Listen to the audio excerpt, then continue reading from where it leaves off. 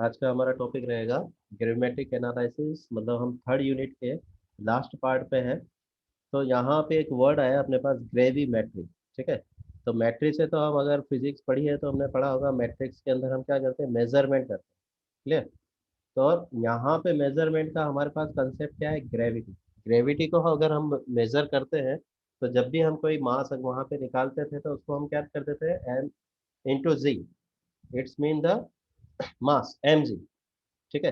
तो यही वाला कंसेप्ट यहाँ पे मैट्रिक के अकॉर्डिंग हमको निकालना है। ग्रेविमेट्री के अकॉर्डिंग जो मास हमारे पास है, कोई भी सब्सटेंस है, उसको हम ग्रेविटी के अकॉर्डिंग आइडेंटिफाई करेंगे। किसी सब्सटेंस में से उसकी प्योर फॉर्म हम निकालेंगे। मतलब यहाँ हमारा मेन कंसेप्ट क्या हो गया, मान लो कोई तुमने कोई सैंपल लिया। अब तुमने मान लो कैल्शियम कार्बोनेट ही लिया। अब यहाँ तुम कह रहे हो कि जो कैल्शियम कार्बोनेट जो तुमने मेरे को दिया वो 100 ग्राम है। क्लियर। मगर उसके अंदर किसी तरह की कोई इम्प्योरिटी हो सकती है जिसकी वजह से वो हमने जो तोला है वो ना हो के जो एक्चुअल अमाउंट है वो कैल्शियम कार्बोनेट का उसके अंदर 8 ग्राम हो। क्लियर।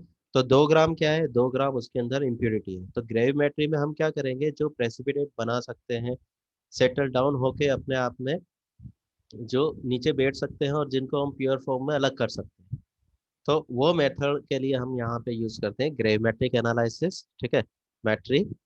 तो यहाँ पे हमारे पास जो ये टॉपिक है इसके अंदर हम कवर करेंगे। सबसे पहले तो ग्रेविमेट्रिक एनालिसिस प्रिंसिपल क्या है, steps involve in the gravimetric analysis, purity of the precipitate. तो प्यूरिटी ऑफ प्रेसिपिटेट में हमारे पास क्या हो गया, टॉप प्रेसिपिटेट और कॉस्ट प्रेसिपिटेट। उसके बाद लास्ट में हमारे पास टॉपिक रहेगा बेरियम सल्फेट का एस्टिमेशन, जो कि प्रैक्टिकल का पार्ट है, जो कि तुम्हें प्रैक्टिकल में भी कराया जाएगा। ठीक है। तो यहाँ पे एस्टिमेशन में तुम्हें प्रिंसिपल को समझना है और लैब के अकॉर्डिंग ओवरऑल पूरा प्रैक्टिकल परफॉर्म करके यहाँ पे ग्रेविमेट्री को तुम्हें वहाँ पे बताना है।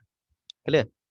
तो इसके अंदर सबसे पहले हम देखते हैं ग्रेविमेट्रिक एनालिसिस। तो ग्रेविमेट्री एनालिसिस का मतलब हमारे पास क्या है, the substance to be determined by the converting it to pure chemical compound then weighed. ठीक है। तो वेज, तो हम क्या कह रहे हैं, कोई भी हमारे पास कंपाउंड है, जो भी हमने सैंपल लिया, जो भी हम सब्सटेंस बोल रहे हैं, उसके अंदर से जिसको हमें आइडेंटिफाई करना है, प्योर फॉर्म में उसको आइडेंटिफाई करना है, तो substance to be determined by the converting to the pure chemical compound. तो उसको हम क्या करेंगे, उसके एक प्योर फॉर्म में हम उसको आइडेंटिफाई करेंगे। क्लियर। तो प्योर फॉर्म में आइडेंटिफाई करने का मतलब मैंने जैसे अभी बताया कैल्शियम कार्बोनेट, तो हम क्या कर रहे हैं कि प्योर फॉर्म में इम्प्योरिटी वगैरह सब हटाने के बाद में वो कंपाउंड है जिसको हम निकाल सकते हैं, उसका हम वेइंग कर देंगे। तो यही हमारा मेन टारगेट है। तो इसके अंदर हम क्या क्या कर रहे हैं, टू मेजर द प्योरिटी। तो ओवरऑल हम प्योरिटी निकाल सकते हैं कोई भी कंपाउंड जो हमारे पास जो भी सैंपल है, सब्सटेंट है उसकी। सेकेंड हम क्या कर रहे हैं, most accurate analytical technique. Accurate analytical technique क्यों है, एक्यूरेसी जो हमने पढ़ा था, मतलब प्योर ट्रूथ वैल्यू के नजदीक वैल्यू। तो ओवरऑल जो हम निकाल रहे हैं प्योर सब्सटेंस निकाल रहे हैं, तो प्योर निकाल रहे हैं मतलब एनालिटिकल कंडीशन के अकॉर्डिंग हम एक्यूरेट वैल्यू निकाल रहे हैं। It is an absolute method. तो एब्सोलूट मेथड का मतलब जो प्योर बिल्कुल सही तरीके की हम बात करें तो एब्सोलूट मेथड हो गया। फोर्थ हमारे पास हो गया precise method of the macro quantitative analysis. तो मैक्रो क्वांटिटेटिव एनालिसिस का मतलब हमारे पास क्या हो गया कि हम यहाँ पे अगर प्रेसिपिटेट निकाल रहे हैं तो ओवरऑल हम क्या कर रहे हैं, ज्यादा अमाउंट भी ले सकते हैं। ठीक है। मॉलिक्यूल्स है तो उसका वेइंग है, जो प्रेसिपिटेट बना सकता है मॉलिक्यूल बड़ा भी हो सकता है छोटा भी हो सकता है, मगर वो प्रेसिपिटेट बना है और सेटल डाउन होने की कैपेसिटी रखता है। तो मैक्रो क्वांटिटेटिव एनालिसिस, तो बड़े फॉर्म में हम उसके अमाउंट को आइडेंटिफाई कर सकते हैं। तो क्वांटिटेटिव एनालिसिस मतलब जो हम मेजर करके निकाल रहे हैं। तो मैक्रो फेज में, माइक्रो फेज में नहीं कर रहे, मैक्रो फेज में हम बड़े पैमाने पे हम उसको एनालिटिकली मेथड को यूज में ले सकते हैं। Possible source of the error can be check. तो जो भी उसके अंदर इम्प्योरिटी है उसको हमने प्योर फॉर्म में सब्सटेंट को हटा लिया, तो बाकी की क्या रहेगी उसके अंदर, जो एरर उसकी वजह से जनरेट हो रही है, तो उसको भी हम आसानी से आइडेंटिफाई कर सकते हैं। तो यहाँ पे हमारे पास ग्रेविमेट्री एनालिसिस से हम क्या कर रहे हैं, मेनली जो भी सब्सटेंट है उसको हम प्योर फॉर्म में आइडेंटिफाई कर रहे हैं।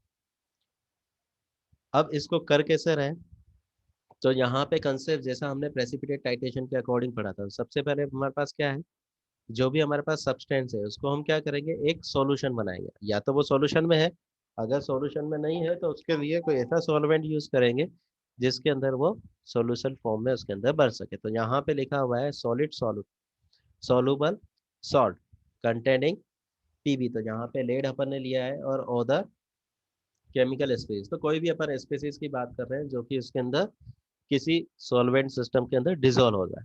तो पहले या तो वो सॉल्यूशन हो सब्सटेंस, अगर सॉल्यूशन नहीं है, लिक्विड फेज में नहीं है, तो उसको लिक्विड फेज में बनाना है। फिर दूसरे केस में अपन क्या करें, उसके अंदर हम कोई ऐसा सब्सटेंट ऐड करेंगे जिसकी वजह से वो अपने आप में सॉल्यूशन बना, वो प्रेसिपिटेट बनाता हो। जैसे कि हम प्रेसिपिटेट टाइट्रेशन की बात कर रहे हैं, तो वहां पे हम जगह अर्जेंटोमेटिक में बात कर रहे थे, तो हम क्या कर रहे थे, सिल्वर नाइट्रेट डाल रहे थे, तो क्लोराइड अपने आप में सिल्वर क्लोराइड बन के प्रेसिपिटेट बना रहा था। तो उसी फॉर्म में हम क्या कर रहे हैं कि अगर हम उसको बनाना चाह रहे हैं तो वही प्रोसेस हम यूज कर रहे हैं, प्रेसिपिटेशन प्रोसेस ही हम यूज कर रहे हैं, केएसपी वैल्यू हम यूज कर रहे हैं। तो उसको हमने कोई ऐसे सब्सटेंट या सॉल्वेंट के साथ में उसको अंदर मिक्स किया यहाँ पे, ताकि वो उसके अंदर प्रेसिपिटेट बना सके। ठीक है। अब यहाँ पे सॉल्यूशन विल डिजोल्व, एंड यहाँ पे ये डिजोल्व हो गया और अदर केमिकल हमने उसके अंदर डाल दिया, एडेड क्या कर दिया, added the solution containing sulphate. तो यहाँ पे हमारे पास पीबी हमने डाला है, तो PbSO4 बन जाएगा। ठीक है। तो अब उसके बाद में क्या होगा, हम उसको कुछ टाइम देंगे, टाइम पीरियड हम दे रहे हैं, इसका मतलब हम क्या कह रहे हैं उसको, कि उसके अंदर हम डाइजेशन जो हम बोलते हैं। ठीक है। तो जिसके अंदर वो मैक्रोमोलिक्यूल्स उसके प्रेसिपिटेट हो रहे हैं और वो नीचे बैठ के उसके अंदर सेटल डाउन होंगे, जिसको हम फिल्टर कर लेंगे और वे करके हम उससे PbSO4 को हम आइडेंटिफाई कर सकते हैं। तो ओवरऑल यहाँ पे सिर्फ कंसेप्ट क्या है, जो प्रेसिपिटेशन वाला कंसेप्ट है, उसी प्रेसिपिटेशन वाले कंसेप्ट को हम यूज कर रहे हैं और उस कंसेप्ट के अकॉर्डिंग हम यहाँ पे प्रेसिपिटेट बना रहे हैं। क्लियर।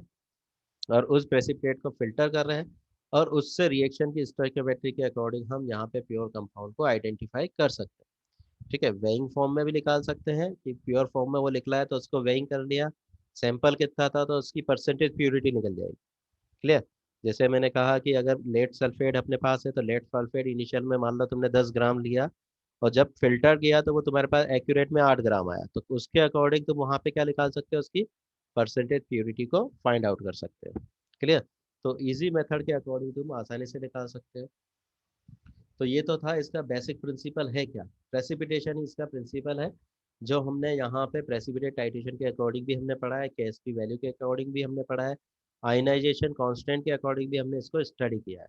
क्लियर। अब इसके अंदर क्या क्या स्टेप हमारे पास होंगे, तो अगर हम यहाँ कह रहे हैं स्टेप के अकॉर्डिंग, तो सबसे पहले हमने क्या किया अभी डायग्राम के according, preparation of sample solution. तो हमने क्या किया है, सॉल्यूशन जिसके अंदर जिसकी हमें प्योरिटी पता करनी है, उसका हम एक सॉल्यूशन बनाएंगे। उसके बाद उसका प्रेसिपिटेशन करेंगे, मतलब प्रेसिपिटेशन एजेंट को हम सेलेक्ट करेंगे, वो एजेंट जो कि उसके साथ में रिएक्ट करके प्रेसिपिटेट बना दे। क्लियर।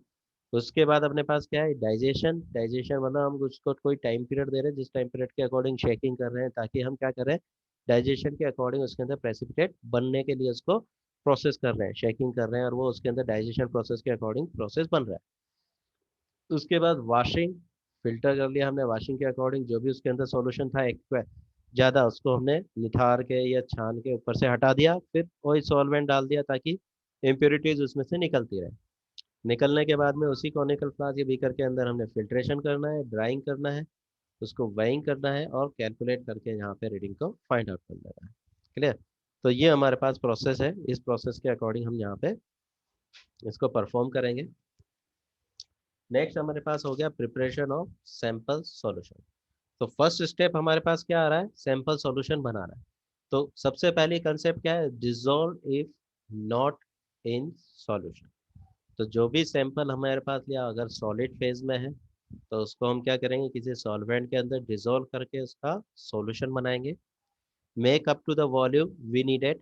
अब हमने क्या कर लिया, जो हमारे पास जो मेजरिंग जो हम करते आ रहे हैं सॉल्यूशन बनाने के लिए वॉल्यूम के अंदर, उसको डिसॉल्व करके के लिए जितना डिजायर में हमारे पास बीकर के अंदर कैपेसिटी है, जितना हम चाह रहे हैं वॉल्यूम, वो उस सॉल्वेंट के अकॉर्डिंग हम उसका वॉल्यूम मेकअप करेंगे। थर्ड केस हमारे पास आता है पीएच इज एडजेक्ट से।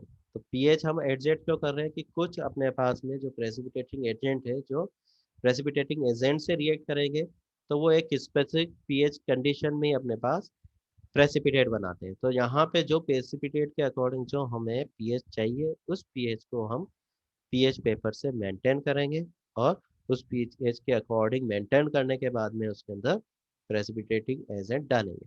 तो ये सबसे पहला स्टेप था हमारे पास, जिसके अंदर हम क्या करें, सैंपल को हम बना रहे हैं। तो सैंपल को हमने प्रिपेयर कर लिया, क्लियर। तो इस तरीके से हमारे पास सैंपल का प्रिपरेशन हो गया, क्लियर।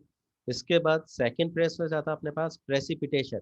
तो यहाँ पे हम प्रेसिपिटेशन कर रहे हैं, मतलब अब जैसे मान लो हमने कोई बीकर में दिया हुआ था, सॉल्यूशन बना दिया सैंपल का, अब उसी के अंदर हम क्या कर रहे हैं, प्रेसिपिटेट बनाना चाह रहे हैं। तो प्रेसिपिटेट बनाने के लिए प्रेसिपिटेटिंग एजेंट यूज करेंगे, process for formation of A solid in solution during in chemical reaction.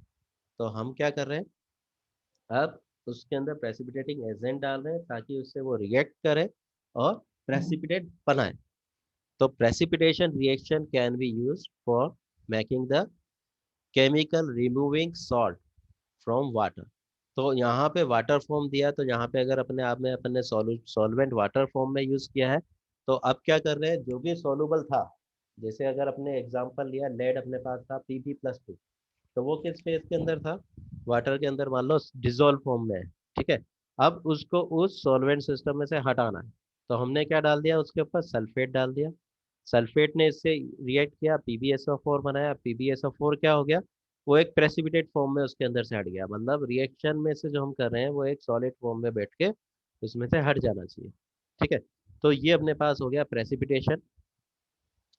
इसके बाद में नेक्स्ट हमारे पास आता है प्रेसिपिटेशन। अगर हमारे पास हो रहा है, तो प्रेसिपिटेशन किस किस तरीके से हमारे पास हो सकता है, ठीक है। हमने एक तो स्टोइकोमेट्रिक केमिकल रिएक्शन लिख ली, हमें पता है कि ये सॉलिड फेज में बनेगा, मगर बन कैसे रहा है, उसके लिए हमारे पास प्रोसेस के अकॉर्डिंग दो स्टेप हमने लिए रखे हैं। सबसे पहले न्यूक्लिएशन। तो न्यूक्लिएशन प्रोसेस जस्ट वैसे ही है जैसे तुमने क्रिस्टल फॉर्मेशन किया है। क्रिस्टलाइजेशन प्रोसेस में हम क्या करते हैं, जब हम क्रिस्टलाइजेशन करते हैं या क्रिस्टल बनाते हैं, तो सबसे पहले हम क्या करते हैं, उसको सैचुरेटेड सॉल्यूशन बनाते हैं। उसके बाद में सैचुरेटेड बन जाता है तो और उसको हीट करके उसके अंदर और ज़्यादा सैंपल को डिजोल्व करके सुपर सैचुरेटेड सॉल्यूशन बनाते हैं। तो यहाँ पे हमारे पास क्या बन जाता है, सुपर सैचुरेटेड कंडीशन फॉर्म हो जाती है। और उसके बाद जैसे ही हमारे पास उसको टेम्परेचर को वापस डाउन करते हैं तो वो क्रिस्टल बना लेता है, ठीक है। तो उस कंसेप्ट के अकॉर्डिंग अगर हमारे पास अगर प्रेसिपिटेट बन रहा है, तो उसके अंदर हमने क्या कर दिया, न्यूक्लिएशन प्रोसेस कर दिया। न्यूक्लिएशन प्रोसेस का मतलब, या तो जो हम सैंपल ले रहे हैं उसके अंदर हमने थोड़ा सा कोई ऐसा सॉल्ट उसके अंदर डाल दिया जिसके चारों तरफ वो अपने आप में डिपोजिशन उसका फास्ट हो जाएगा। तो हमने क्या कर दिया, जो सैंपल है उसी सैंपल का एक माइन्यूट पार्टिकल उसके अंदर डाल दिया, तो वो क्या हो गया, सीड की तरह वर्क करेगा, जिसके चारों तरफ वो प्रेसिपिटेट जमा होता जाएगा, ठीक है। तो सीडिंग इंड्यूस द न्यूक्लिएशन। तो यहाँ पे अपने पास लिखा है सीडिंग। आयंस ज्वाइंट, तो हमने कोई आयन उसके अंदर डाला है तो वो ज्वाइन हो रहा है, तो उससे भी क्या हो रहा है, न्यूक्लिएशन होता जा रहा है और वो अपने आप में सॉलिड फेज में उसके अंदर मटेरियल बनता जा रहा है। अब वो ग्रेविटी के अकॉर्डिंग नीचे सेटल डाउन होता जाएगा। इसी के अकॉर्डिंग क्रिस्टल ग्रोथ के अकॉर्डिंग हम कह रहे हैं, तो यहाँ पे हमने अभी इसको कंसेप्ट कर रहा तो डिफ्यूजन टू न्यूक्लियस। तो न्यूक्लियस के अकॉर्डिंग जैसे हम अगर मिश्री बनाते हैं तो वो भी कंसेप्ट तुमने देखा होगा। तो वहाँ क्या करते हैं, एक शक्कर के दाना या कोई धागा बांध देते हैं और वो उसके चारों तरफ अपने आप में जो शुगर मॉलिक्यूल्स उसके ऊपर, तो वो भी अपने आप में एक न्यूक्लिएशन और एक सीडलिंग प्रोसेस है जिससे हम क्रिस्टल बना रहे हैं। तो क्रिस्टल फॉर्म में भी हम क्या कर रहे हैं, जो प्रेसिपिटेट है उसको वहां से उसको हटा रहे हैं, ठीक है। डिपोजिशन ऑन द सरफेस, तो वो जैसे अपने पास धागे की सरफेस है उसके ऊपर न्यूक्लिएशन जमा हो गया, या जो बीकर है उसके अंदर बाउंड्री के अकॉर्डिंग जमा हो गया, तो यहाँ प्रोसेस न्यूक्लिएशन और क्रिस्टल ग्रोथ के अकॉर्डिंग यहाँ पे प्रेसिपिटेट का फॉर्मेशन होगा, क्लियर। और कैसे होगा वो हम जानते हैं, केएसपी वैल्यू अगर आयनिक फेज है तो हमने उसको स्टडी किया है। अब इसी को हम इसे एक डायग्राम के अकॉर्डिंग देखें, तो जहां अपने पास लिखा हुआ है ion of the opposite charge are attracted to the region of the solution and surrounded the particles and this ion are called the counter ions.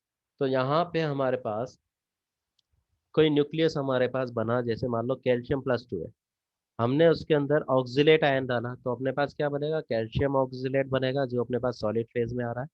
अब इसी के अकॉर्डिंग हम क्या कह रहे हैं कि उसके अंदर और भी अपोजिट चार्ज के आयन है, तो वो जो अपने आप में, तो इसके चारों तरफ एक बाउंड्री लाइन बन गई जिसको हम क्या कह रहे हैं, ये नेगेटिवली चार्ज है, तो ये किसको अट्रैक्ट करेगा, जो पॉजिटिवली उसके अंदर चार्ज होगा। तो इस तरीके से डिपोजिशन होके न्यूक्लिएशन के अकॉर्डिंग हमारे पास क्या होगा, प्रेसिपिटेट का फॉर्मेशन होता जाएगा। इसका मतलब प्रेसिपिटेट का मतलब मैं एक सिंपल फॉर्म नहीं दे रहा कि एक दो आयन है जो सॉल्ट है आपस में रिएक्ट कर दिया और सॉलिड फेज बना दिया। उसके भी अलग अलग प्रोसेस हमारे पास है। डिपोजिशन के अकॉर्डिंग, न्यूक्लिएशन के अकॉर्डिंग, क्रिस्टलाइजेशन के अकॉर्डिंग प्रेसिपिटेट बन रहा है। ठीक है। और तो और हम यहाँ पे ये भी कर सकते हैं, इलेक्ट्रोकेमिकल ग्रेविमेट्रिक मेथड से भी हम प्रेसिपिटेट बना लेते हैं। अगर तुमने पढ़ा होगा इलेक्ट्रोकेमिस्ट्री पे, तो इलेक्ट्रोड के ऊपर भी हम क्या कर सकते हैं, डिपोजिशन कर सकते हैं। ठीक है। तो ये तुम्हारे सिलेबस में नहीं है, मगर ये भी अपने पास एक प्रोसेस है ग्रेविमेट्री का, जिसके अंदर इलेक्ट्रोकेमिकली हम क्या कर सकते हैं, एक इलेक्ट्रोड के ऊपर सब्सटेंस को डिपॉजिट करके वहां से भी उसकी अपन जो अमाउंट है वेइंग करके अपन उसके अमाउंट को आइडेंटिफाई कर सकते हैं। क्लियर। क्रिस्टलाइजेशन प्रोसेस के अकॉर्डिंग हम कर सकते हैं, प्रेसिपिटेशन के अकॉर्डिंग हम कर सकते हैं। तो यहाँ पे तुम्हारे पास मैं सब तुम्हारे पास आ रहा है, जो प्रेसिपिटेट जो बना रहे हो सॉलिड फॉर्म में, उसको स्टडी कर रहे हो। तो यहाँ पे हम क्या देख रहे हैं, प्रेसिपिटेटिंग रिएजेंट इज एडेड। तो अगर हम कर रहे हैं तो प्रेसिपिटेटिंग रिएजेंट डालेंगे तो प्रेसिपिटेट बनाने में हेल्प करेंगे। अब जब हमने उस रिएजेंट को डाल दिया तो बीच बीच में हमें क्या करना है, शेकिंग करते जा रहे हैं। शेकिंग करने के साथ साथ हमारे पास क्या होगा, जो सॉल्यूशन है वो क्लियर सॉल्यूशन के फॉर्म में बनना शुरू होगा। क्यों? क्योंकि जो पार्टिकल्स हैं वो अपने आप में वेइंग होते जाएंगे और नीचे सेटल होते जाएंगे। तो उससे हमें आइडेंटिफाई करना है कि प्रेसिपिटेशन किस कंसेप्ट के अकॉर्डिंग हमारे पास पूरा कंप्लीट हो चुका है। तो उसके भी अलग अलग प्रोसेस है, पीएच के अकॉर्डिंग हम प्रेसिपिटेशन को पूरा कंप्लीट करा सकते हैं। क्लियर। शेकिंग के अकॉर्डिंग प्रेसिपिटेशन की स्पीड को हम बढ़ा सकते हैं कि काउंटर रिएक्शन उसके अंदर बढ़ जाए। क्लियर। तो यहाँ पे अलग अलग मेथड के अकॉर्डिंग हम प्रेसिपिटेशन को मोटिवेट कर रहे हैं। तो क्या क्या कंडीशन है फॉर प्रेसिपिटेशन, तो प्रेसिपिटेशन के लिए हमारे पास सबसे पहली कंडीशन हमारे पास आती है, प्रेसिपिटेशन इन डाइल्यूट सॉल्यूशन। जितना डाइल्यूट हम सॉल्वेंट सिस्टम से उसको डाइल्यूट करेंगे, उसका मतलब उसके अंदर प्रेसिपिटेट बनने का कैपेसिटी इतनी ही ज़्यादा हो जाएगी, क्योंकि फ्री आयन का मूवमेंट उसके अंदर बढ़ जाएगा। फ्री आयन का मूवमेंट बन गया मतलब ब्राउनियन मूवमेंट उसके अंदर बढ़ गया, तो उसके अंदर कॉलिजन पावर बढ़ गई, कॉलिजन के अकॉर्डिंग उसके अंदर प्रेसिपिटेशन कैपेसिटी उसके अंदर बढ़ जानी है। स्लो एडिशन ऑफ रिएजेंट, तो स्लो एडिशन ऑफ रिएजेंट के अकॉर्डिंग हम अगर बात कर रहे हैं तो यहाँ पे मेनली हमारा कंसेप्ट रहेगा प्रेसिपिटेटिंग रिएजेंट के अकॉर्डिंग, क्योंकि सैंपल को हम प्रिपेयर कर चुके हैं, उसके अंदर प्रेसिपिटेटिंग एजेंट को हम थोड़ा सा डाला, शेक किया, थोड़ा सा डाला फिर शेक किया। तो ये जो हम शेकिंग कर रहे हैं उससे क्या हो रहा है कि जो प्रेसिपिटेटिंग एजेंट है उसको रिएक्शन के लिए प्रॉपर टाइम मिल रहा है, और प्रॉपर टाइम के अकॉर्डिंग वो प्रेसिपिटेट बना पा रहा है, और जो प्रेसिपिटेट बना पा रहा है वो प्रेसिपिटेट इजीली वहां पे सेटल डाउन हो सकता है। क्लियर। थर्ड पॉइंट हमारे पास आ रहा है, reagent mixed with constant steering. तो ये अभी मैंने बताया ही है कि कॉन्स्टेंटली हम स्टेयरिंग कर रहे हैं। तो मैग्नेटिक स्टेयर भी हम यूज में ले सकते हैं, तुम्हारी लैब में है तुम्हारे पास।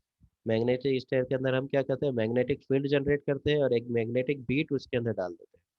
जब उसको सर्किट को ऑन करते हैं तो इलेक्ट्रिक फील्ड उसके अंदर जनरेट, मैग्नेटिक फील्ड जनरेट होता है, जिसकी वजह से वो इलेक्ट्रिक फील्ड में वो मैग्नेट उसके अंदर रोटेट करने लग जाता है। ठीक है। तो उसके अंदर एक फोर्स जनरेट हो जाता है और उस फोर्स के अकॉर्डिंग वो उसके अंदर रोटेट करने लग जाती है। इसी के बाद अपने पास है हाई टेम्परेचर। तो हाई टेम्परेचर जनरल केस के अकॉर्डिंग बात करते हैं। यहाँ पे याद रखना कि रिएक्शन को भी हम जानते हैं दो तरीके से होती है, एक एंडोथर्मिक और एक एक्सोथर्मिक। तो हाई टेम्परेचर कंडीशन हम किसके लिए ले रहे हैं, जिसके अंदर रिएजेंट जो अपने पास है उसके फॉर्म में एनर्जी यूज में आ रही है। ठीक है। तो वो कौन सी रिएक्शन होगी, जो एंडोथर्मिक रिएक्शन है। ठीक है। तो उसके अंदर जो एनर्जी लेके सोलुबिलिटी जिसके अंदर बढ़ी हो, उस कंसेप्ट के अंदर हम हाई टेम्परेचर करेंगे। मैक्सिमम रिएक्शन हमारे पास क्या होगी, हाई टेम्परेचर कंडीशन की होगी। तो उस कंसेप्ट को हम क्यों यूज में ले रहे हैं, ताकि हमारे पास जो सैंपल है और जो रिएजेंट है प्रेजेंट वो आराम से उससे अंदर रिएक्शन करके सुपर सेचुरेटेड सॉल्यूशन हमारे पास बना सके। ठीक है। तो पहले हमने क्या कर दिया, सॉल्युबिलिटी इंक्रीज कर दी। तो टेम्परेचर बढ़ने से जनरल केस में हम क्या कहते हैं कि सॉल्युबिलिटी इंक्रीज होती है, but degree of super saturation decrease. Degree of super saturation का मतलब, जैसे जैसे हम टेम्परेचर बढ़ाते जाएंगे, तो पहले मान लो तुमने टेम्परेचर डिफरेंट रखा, मान लो 50 से 60 तक गया, तो उस टाइम पे जो अमाउंट तुम्हारा सब्सटेंट का डिजोल्व हो रहा है, वो अमाउंट जब 60 से तुम 70 पे जाओगे तो इतना अमाउंट उसके अंदर डिजोल्व नहीं होगा। 70 टू 82 गए, 80 गए, तो वापस वो अमाउंट धीरे धीरे डिजोल्व होने वाला कम होता जाएगा। तो इसीलिए हम क्या करें, सुपर सेचुरेशन के अकॉर्डिंग डिजोल्यूशन जो हो रहा है वो तो अपने पास क्या हो रहा है, उसकी डिग्री मतलब उसका अमाउंट जो डिजोल्व होना है वो अमाउंट कांस्टेंट नहीं रहेगा, कि तुम ये कहो कि मैंने 10 डिग्री बढ़ाया तो 10 डिग्री के अकॉर्डिंग इतना ही अमाउंट डिजोल्व होना चाहिए, नहीं, उसके मुकाबले में धीरे धीरे वो कम डिजोल्व होगा। उसके बाद में हमारे पास आता है next, velocity of crystallisation increase. तो यहाँ पे टेम्परेचर बढ़ा के जब हम वापस उसको कूल डाउन करेंगे, तो यहाँ पे हमारे पास प्रेसिपिटेशन में हमारे पास क्रिस्टलाइजेशन प्रोसेस भी हेल्प करेगा, और हमारे पास जो डिजोल्व होके जो रिएक्शन कंप्लीट हुई है वो क्रिस्टल फॉर्म में भी वहाँ पे डिपोजिशन होगा। Coagulation is assisted. तो कोगुलेशन मतलब और क्या हो रहा है, जब टेम्परेचर हमने बढ़ाया है और उसके बाद में कोगुलेशन, जब हम उसको टेम्परेचर को वापस ठंडा करेंगे तो मॉलिक्यूल्स अपने आप में कोगुलेट होके बिग मॉलिक्यूल्स अपने पास बनाएंगे, कोगुलेट होंगे। जैसे ब्लड कोगुलेशन होता है ना, तो अपने पास क्या होता है, कोगुलेट होके एक बड़ा थक्का पड़ के एक पूरी लेयर जमा हो जाती है इसके अंदर। वैसे ही अपने पास छोटे छोटे मॉलिक्यूल अपने आप में जमा होंगे और वो अपने आप में कोगुलेट होके अपने आप में ओवरऑल पूरी लेयर बना देंगे। तो यहाँ पे हमारे पास थ्योरी ऑफ प्रेसिपिटेशन के अकॉर्डिंग हम बात कर रहे हैं। तो ये जैसे कि हम पहले भी पढ़ चुके हैं इसको, अच्छे से, बहुत अच्छे से पढ़ा है हमने, कि हमारे पास एक सॉल्युबिलिटी प्रोडक्ट होता है जिसको हम केएसपी वैल्यू बोल रहे हैं, और एक आयनिक प्रोडक्ट। आयनिक प्रोडक्ट से हमारा मतलब है हर कंडीशन पे, जिस कंडीशन पे वो आयन बने हुए हैं उसके अंदर, ठीक है। अगर सॉल्युबिलिटी प्रोडक्ट की अगर हम बात करें तो सॉल्युबिलिटी प्रोडक्ट हमारे पास वो कंडीशन होगी जबकि आयन जो अपने पास है सेचुरेशन कंडीशन पे आ चुके हैं। उस कंडीशन पे जो आयनाइजेशन कंसंट्रेशन है, उसके लिए जो आयनाइजेशन कांस्टेंट निकाल रहे हैं उसको हम केएचपी बोल रहे हैं, ठीक है। और सैचुरेशन से पहले की जो कंडीशन है जब वो आयन है, तो उस कंडीशन में जो भी हम प्रोडक्ट निकाल रहे हैं आयन का, उसको हम क्या करें, आयनिक प्रोडक्ट, ठीक है। तो यहाँ पे के आई के फॉर्म में भी हम रिप्रेजेंट कर देते हैं, ठीक है। तो यहाँ पे हमने पी से रिप्रेजेंट किया है, तो यहाँ पे हम कह रहे हैं आयनिक प्रोडक्ट। अगर हमारे पास सेचुरेशन के कंडीशन पे जो आयनिक कंसंट्रेशन है जिसको हम बोल रहे हैं केएचपी, अगर केएचपी वैल्यू ज़्यादा है, इसका मतलब ज़्यादा टाइम तक उसके अंदर आयन उसके अंदर डिजोल्व फॉर्म में रह सकते हैं। तो उस कंडीशन में डिजोल्व फॉर्म में है तो क्या होगा, प्रेसिपिटेशन हमको नहीं मिलेगा। क्लियर। दूसरी कंडीशन हम क्या देख रहे हैं, कि जब केएसपी की वैल्यू हमारे पास क्या है, कम है। केएसपी की वैल्यू कम है मतलब थोड़े से आयन की कंसंट्रेशन ही क्या हो जाती है, वो उसको सेचुरेटेड कर देती है। तो उस कंसेप्ट में अगर और आयन अपने पास होगा तो वो क्या होगा, प्रेसिपिटेट के फॉर्म में ही अलग होगा। तो इस कंसेप्ट में हमारे पास क्या होगा, आयनिक प्रोडक्ट जो हमारे पास है वो ज़्यादा होगा, किसके अकॉर्डिंग, सॉल्युबिलिटी प्रोडक्ट के अकॉर्डिंग। क्लियर। तो यहाँ आयनिक प्रोडक्ट से मतलब हमारे पास क्या है, हर कंडीशन के अकॉर्डिंग हम बात कर रहे हैं, टेम्परेचर की कंडीशन, किसी भी कंडीशन।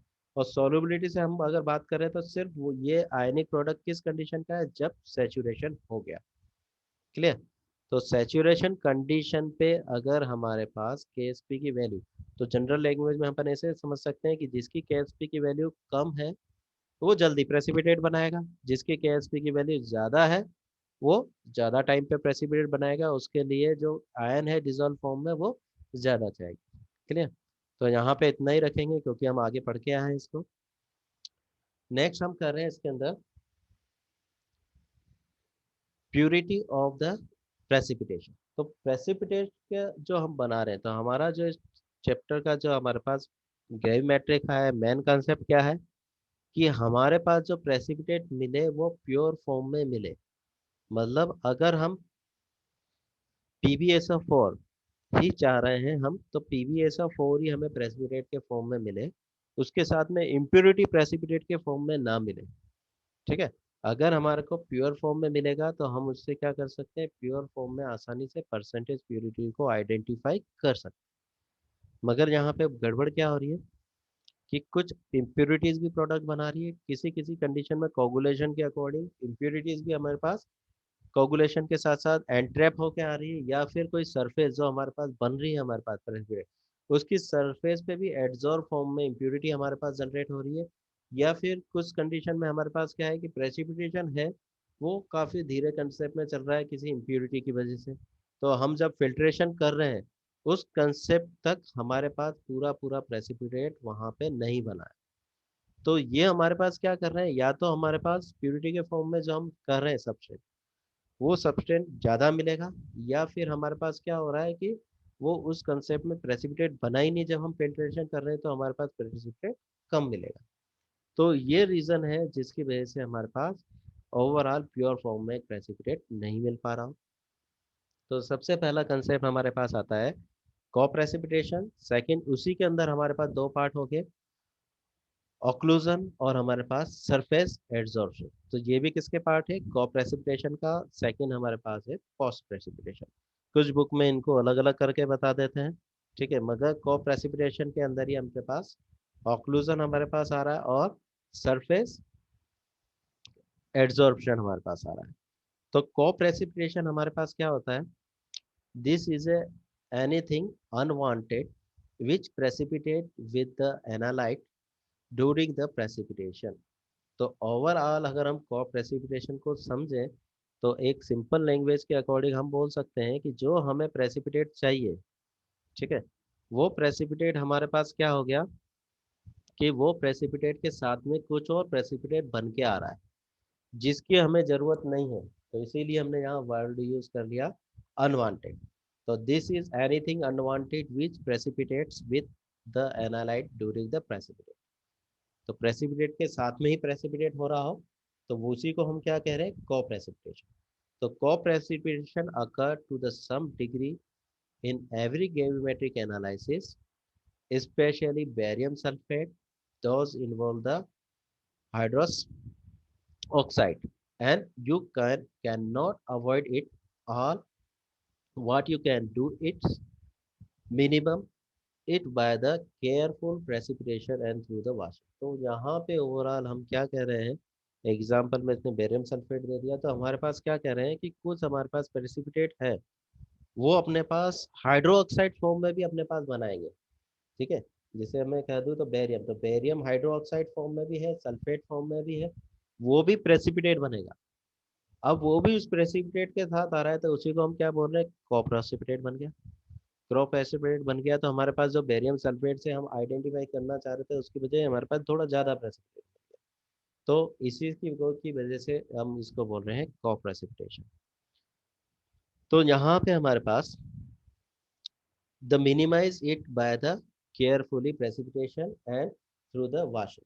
तो यहाँ पे हमारे पास कैसे कैसे हो रहा है, हमारे पास प्रेसिपिटेशन सरफेस एडजॉर्प्शन, जो सरफेस है उसके ऊपर एडजॉर्प्शन हो गया ऑक्लूजन फेज उसके अंदर जनरेट हो गया। तो सरफेस एडजॉर्प्शन के अकॉर्डिंग देखें तो यहाँ पे अपन क्या करें, here the unwanted material is adsorbed onto the surface of the precipitate, and digestion of the a precipitate reduce the amount of the surface area, and hence the area available for the surface adsorption। Washing can also remove the surface material।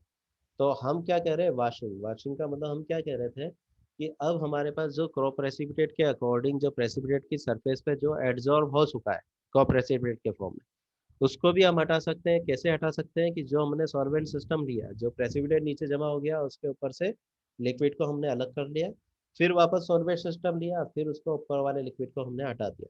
तो अगर वो surface के साथ में loosely bound होगा तो हम जैसे ही उसको हटाएंगे तो वो उसके सरफेस के ऊपर से वो कोप्रेसिपिटेट हमारे पास हट सकता है। सेकेंड फेज हम देख रहे हैं ऑक्लूजन। तो this is a type of coprecipitate in which impurities are trapped within the growing crystals and can be reduced by the digestion and the reprecipitation। तो यहाँ पे हम क्या कह रहे हैं, एक्लूजन का मतलब हम क्या कह रहे हैं कि जब प्रेसिपिटेट बन रहा होगा, मतलब उसका कोगुलेशन हो रहा होगा, तो उस कंडीशन में मान लो ये अपने पास प्रेसिपिटेट के मॉलिक्यूल से आपस में मिल रहे हैं, इसके बीच में अपने पास कोई दूसरा मॉलिक्यूल्स अपने पास आ गया और वो अपने पास इस प्रेसिपिटेट से रिलेट नहीं है, तो वो क्या हो गया, उसके अंदर एंट्रैप हो गया। एंट्रैप हो गया मतलब उसका भी वेट हमारे पास आ गया और वो प्रेसिपिटेट के फॉर्म में हमारे पास इम्प्योरिटी के फॉर्म में हमारे पास आएगा। तो इसका भी कंसेप्ट हमारे पास क्या है, डाइजेशन कंसेप्ट है। तो हम क्या कर दें कि जो सॉल्वेंट है उसको थोड़ा हमने हीट अप कर दिया ताकि वो मॉलिक्यूल्स के साथ में थोड़ा अलग अलग हो जाए और हमारे पास प्रेसिपिटेट ही हमको मिले। और हमारे पास जो प्रेसिपिटेट मिला है उसको हमने वापस प्रेसिपिटेशन के फॉर्म में यूज कर लिया, तो इस तरीके से हम उसको हटा सकते हैं। तो यहाँ को प्रेसिपिटेशन दो तरीके से आता है, एक तो हमारे पास सरफेस एडसॉर्प्शन और दूसरा ऑक्लूजन के फॉर्म में हमारे पास आ रहा है। नेक्स्ट हमारे पास प्रोसेस आता है हमारे पास पोस्ट प्रेसिपिटेशन। पोस्ट प्रेसिपिटेशन हम दे रहे हैं तो some time a precipitate standing in the contact with the mother liquid and become the contaminated by the precipitation of an impurity on top of the desired precipitate. To reduce the post precipitation, filter as soon as the precipitation is complete and avoid the digestion. तो sometime हमारे पास क्या हो रहा है कि हम जब precipitate बना रहे हैं तो मदर लेकर के अंदर हम क्या रहे हैं, मदर लेकर का मतलब हम क्या कह रहे हैं, जो सॉल्वेंट सिस्टम हम ले रहे हैं, तो some time a precipitate standing in the contact with the mother liquors and become the contaminated by the precipitation of an impurity on the top of the desired precipitate. तो हमारे पास जो desired set precipitate है उसके अंदर हमारे पास क्या हो गया, इम्प्योरिटीज उसके साथ अटैच हो गई। अब वो इम्प्योरिटीज उसको क्या कर रही है, यहाँ मैं क्या कह रहा था पहले केस में सरफेस एडिशन के अकॉर्डिंग जो इम्प्योरिटी थी वो प्रेसिपिटेट के साथ में ज्यादा आ रही है। यहाँ पे कुछ इम्प्योरिटीज ऐसी भी होती है जो सरफेस पे अटैच होते हैं, जो प्रेसिपिटेट है उसको सोलुबल फेज में बनाए रखती है और उसकी वजह से प्रेसिपिटेशन हमारे पास डिले हो जाता है। और जो डिले प्रेसिपिटेशन हो गया उसको हम वहाँ पे दूर नहीं कर पा रहे, तो उसके लिए हम क्या कर रहे हैं, वापस प्रेसिपिटेट को हम कर रहे हैं। To reduce the cross precipitation, filter as soon as the precipitation is complete and avoid the digestion. तो इस कंसेप्ट में हम क्या करें, जैसे प्रेसिपिटेट बना उसको जल्दी से हमने फिल्टर कर दिया, तो उस प्रेसिपिटेट को इतना टाइम ही नहीं मिल पाया कि जो इम्प्योरिटीज है वो उसके सरफेस पे आके उसको डिजोल्व फॉर्म में कन्वर्ट कर पाए। ठीक है, तो एडवांटेज और डिसएडवांटेज दोनों कंसेप्ट में हमको मिलेंगे, मतलब आइडियल कंडीशन कहीं भी नहीं होती है। तो यहाँ पे हम क्या कह रहे थे, कॉ प्रेसिपिटेट में प्रेसिपिटेट के साथ में ज्यादा डिजोल्व हो रहा है, वहां पे हमारे पास क्या हो रहा है कि प्रेसिपिटेट जो हमारे पास है वो हमारे पास सोलुबल फेज में आ रहा है, तो हम उसको जल्दी से उसको हम फिल्टर ऑफ कर रहे हैं। तो आज के लिए हम इतना ही रखेंगे, आगे हम और इसके अंदर प्रेसिपिटेटिंग एजेंट के अकॉर्डिंग हम स्टडी करेंगे। तो थैंक